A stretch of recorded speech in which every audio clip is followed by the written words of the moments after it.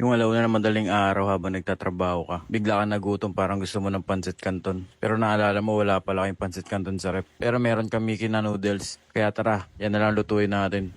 Gagawin natin siyang parang pancit canton. Gagawin muna natin yung sauce niya. Ginawa ko dito toyo lang. Tapos nilagyan ko ng ketchup, asukal, tsaka oyster sauce. Tapos imimix-mix lang natin yan. Tapos naisip ko lagyan ng cornstarch para lumapot-lapot naman siya. Yan, simulan na natin to. Mga bilisan luto lang to dahil may natutulog dito sa sala namin. Iniiwasan ko talaga mag-ingay. Mapapansin nyo, wala nga ako masyadong ilaw. Ginamit ko lang yung ilaw na ginagamit ko dito. Yung ginagamit kong ilaw pang vlog. Ayun nga, naggisa na ako ng sibuyas tsaka bawang. Tapos nilagay ko na yung noodles. Etong Miggy, pinakuluan ko muna tapos sinugasan ko para mawala din yung alat at lumambot na siya. Tapos yun, stir fry lang natin siya. Gusto ko sana yung medyo masunog-sunog pa siya kaso nagmamadali tayo. Yung bell pepper sa huli ko na nga nilagay para pag may ginuya tayo may crunchy pa. Tapos yung ginawa nating sauce kanina nilagay ko na siya. Tapos nung titimplahan na natin to ng paminta.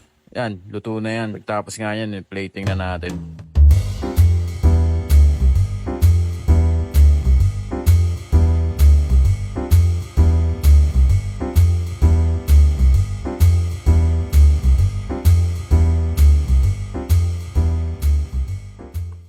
Ito na par. Kainin na natin to. Doon na kaya sa taas. Ano par? Tikman natin.